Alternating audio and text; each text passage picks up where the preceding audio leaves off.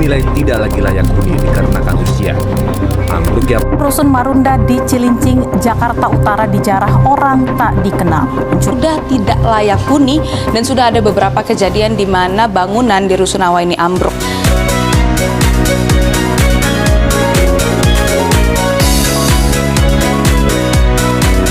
Selamat pagi pemirsa, seputar info Polri hadir di sela-sela aktivitas Anda bersama saya Irma Julia Syawal. Di sini saya akan memberikan info atau berita yang terbaru dan teraktual. Pada liputan kali ini, kami akan membahas rumah susun sebagai bagian vertikal di perumahan di wilayah perkotaan. Selain itu, kami juga akan menyoroti dua isu penting, yaitu tentang iuran pengelolaan lingkungan serta kepastian hukum atas hak tanah ataupun unit rumah susun. Berdasarkan pasal 1 ayat 1 Undang-Undang Nomor 16 Tahun 1985 tentang rumah susun yang mendefinisikan rumah susun adalah suatu bangunan gedung yang bertingkat dibangun di suatu lingkungan yang mana terbagi menjadi bagian-bagian yang berstruktur secara list dalam vertikal maupun horizontal, yang mana itu merupakan satuan-satuan yang dapat dimiliki dan digunakan secara bersama atau digunakan secara terpisah atau untuk dalam hunian bersama. Selain itu dilengkapi dengan bagian bersama, benda bersama, dan tanah bersama. Selain itu, penghuni rumah susun mereka juga memiliki hak untuk memiliki sertifikat hak milik satuan rumah susun, yang mana untuk fasilitas ataupun tanah itu tetap dikelola oleh perhimpunan pemilik dan penghuni satuan rumah susun, di mana para penghuni mereka juga harus membayar IPL ataupun iuran yang digunakan untuk sebagai perawatan fasilitas, keamanan, dan kebersihan.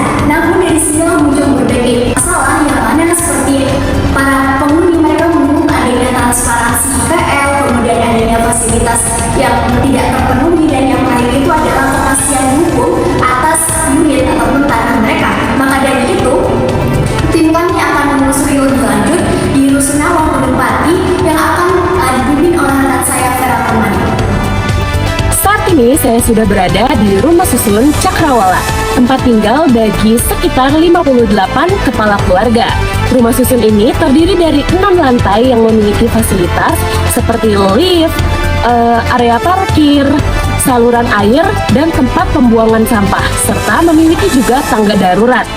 Selain permasalahan tentang fasilitasnya dan iuran pengelolaan lingkungan, beberapa penghuni juga mempertanyakan kepastian hak atas unit yang ditempatinya.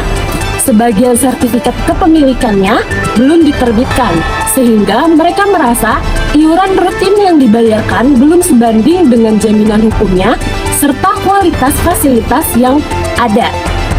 Saat ini saya bersama dengan salah satu penghuni rumah susun untuk mendengarkan secara langsung penjelasannya. Selamat siang, Kak. Ya, Sebelumnya dengan kata siapa ya? nama saya Naswa. Saya izin bertanya, bagaimana ya pengalaman kakak tinggal di rumah susun ini, apalagi mengenai dengan fasilitas dan IPL-nya? Dari sejauh ini saya tinggal di sini itu standar-standar aja. Dimulai dari lokasinya itu yang sangat strategis, dekat dengan kampus, dan akses ke jalan utama itu mudah. Selanjutnya terkait dengan fasilitas itu sedikit ada kekurangan, terutama di bagian fasilitas lift itu sering mati, lalu di bagian kebersihan itu sedikit kurang diperhatikan, lalu terkait air di kamar itu juga sering mati. Nah, untuk IPL-nya sendiri itu rata-rata sebulan sekitar 150.000, namun terkadang ada sedikit kenaikan, namun tidak ada penjelasan yang jelas. Baik, saya juga mau menanya mengenai kepastian hak dari unit dan tanah di penghuni ini gimana ya, Kak? Baik, kepastian hukumnya belum jelas ya, soalnya sebagian sertifikat HMSRS-nya itu belum diterbitkan. Nah, jadi saya merasa setiap bulannya bayar, namun kok saya nggak dikasih kepastian terkait unit saya sendiri gitu. Baik, nah aku mau nanya nih, Kak, kalau menurut kakak tuh permasalahan paling krusial yang ada di rumah susun ini itu apa ya, Kak? Yang paling krusial itu terkait transparansi penggunaan IPL, itu nggak ada kayak bukti-buktinya. Lalu yang selanjutnya itu terkait tadi status hukumnya, kepastian hukumnya itu nggak jelas. Jadi setiap bulannya saya bayar, namun fasilitas sama status hukumnya itu nggak ada kejelasan, masih ada abu-abu gitu. Itu yang bikin overthinking sih. Wah, baik. Terima kasih ya, Kak, sudah kasihnya. setelah mendengar keluhan dari penghuni rumah susun, kita akan menemui pihak pengelola dari rumah susun ini dengan Ibu Davina selaku perwakilan dari pihak pengelolanya. Selamat siang, Ibu. Siang, Mbak. Saya ingin bertanya, bagaimana mekanisme penetapan IPL di rumah susun ini? Jadi untuk IPL itu kan biasanya digunakan untuk kebersihan, untuk fasilitas umum, dan juga untuk listrik dari para penghuni unit di rusun ini. Nah, untuk penetapannya sendiri itu biasanya dilakukan melalui musyawarah yang dinamakan P3SRS, Mbak, gitu. Oh, kalau misalnya ada kenaikan IPL itu biasanya disebabkan oleh apa ya, Bu? Itu biasanya ada aduan dari penghuni mungkin kerusakan atau untuk perbaikan fasilitas umum, dan biasanya perbaikannya itu setiap tahun biayanya itu meningkat, Mbak. Jadi IPL-nya itu biasanya juga ikut meningkat. Walah, saya juga mau tanya tentang kepastian hak dari unit dan tanah di rumah susun ini, itu bagaimana ya, Bu? Kalau untuk kepastian haknya itu, kalau untuk penghuni sini itu sebagian sudah memiliki yang namanya surat HMSRS, dan sebagiannya lagi masih mengurus di kantor BPN. Dan untuk tanahnya sendiri ini tuh dari pemerintah, yang dimana sertifikatnya itu HGB, Mbak, gitu. Nah, kalau misalnya penghuni sini tuh nanti ada keluhan mengenai fasilitas atau iurannya, itu bagaimana mekanismenya? Kita di setiap lantai itu mengadakan yang dinamakan kotak aduan, dan setiap lantainya itu kita mengadakan yang namanya grup WhatsApp.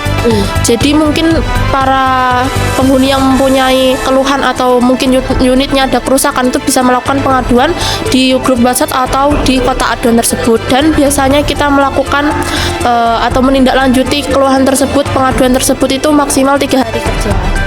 Baik, setelah kita melihat sekilas wawancara dari Kak Nashwa dan Bu Davina, mungkin kita bisa beralih kepada Pak Delva selaku ahli hukum agraria untuk memberikan pandangan hukumnya terkait permasalahan yang telah terjadi di rusun. Jadi dalam rumah susun, IPL dan hak unit saling terkait. IPL dibayarkan untuk fasilitas bersama untuk menjadi bagian hak kolektif penghuni. HMSRS memberikan hak hukum atas unit, sedangkan tanah dan fasilitas bersama tetap milik bersama dan dikelola PPP-SRS. Setiap penghuni berhak mendapat informasi tentang penggunaan dana IPL dan status sertifikat HMSRS. Sengketa biasanya muncul apabila ada fasilitas yang tidak terawat, sertifikat unit yang belum diterbitkan, atau informasi yang tidak transparan.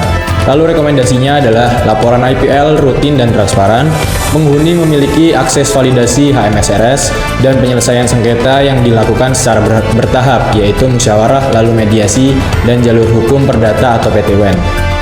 Dari liputan ini dapat disimpulkan bahwa rumah susun bukanlah hanyalah hunian vertikal di perkotaan, tetapi kita juga harus menyoroti bahwa perlunya transparansi IPL dan kepastian hukum atas unit ataupun tanah. Maka dari itu harus dipenuhilah transparansi IPL dan sertifikat hak milik atas satuan rumah susun, yang mana itu agar masyarakat ataupun penghuni itu merasa aman ataupun nyaman ketika tinggal di rumah susun, kemudian fasilitas dapat terjamin dan penghuni, dan yang terakhir itu sengketa itu dapat diminimalisir. Maka dari itu saya ucapkan terima kasih kepada pemirsa yang telah menyaksikan berita terkini. Sampai jumpa di lain waktu.